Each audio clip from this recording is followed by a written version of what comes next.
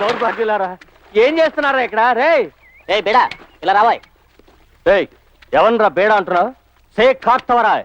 అదేంటి సే కార్తవరాయ్ షూ కార్తవరాయ్? బేడా అంటేనే బాగుంది. మన జ్ఞానానికి ఏదో డౌట్ వచ్చింది, అడుగు.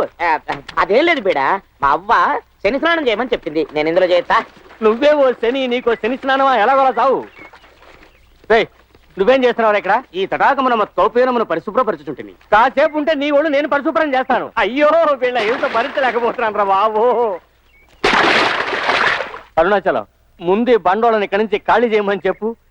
వీళ్ళ హింస భరించలేకపోతున్నాను. వీళ్ళు చేసి ఆగడానికి హోటలే అల్లాడిపోతుంది. అమ్మా, ఆ డబ్బాను ఎంత ఖర్చు అయిందో చెప్పమ్మా. Room rent 2.5 crores, restaurant bill 4 lakhs, court suits 75 lakhs, total 3 crores 29 lakhs. విన్నావా? ఇలా అయితే చివరికి చిల్లిగవ్వ కూడా మిగలదు. అందుకేగా వీళ్ళందరినీ పిలిపించింది. ఏంటి నువ్వనేది?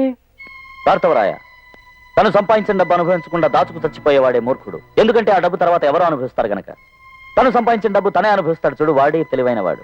ఇంతవరకు డబ్బు ఖర్చు చేసి అరుణాచలాన్ని చూసావు, ఇంకా డబ్బు సంపాదించబోయే అరుణాచలాన్ని చూస్తావు. అందుకు 3 దారులు ఉన్నాయి.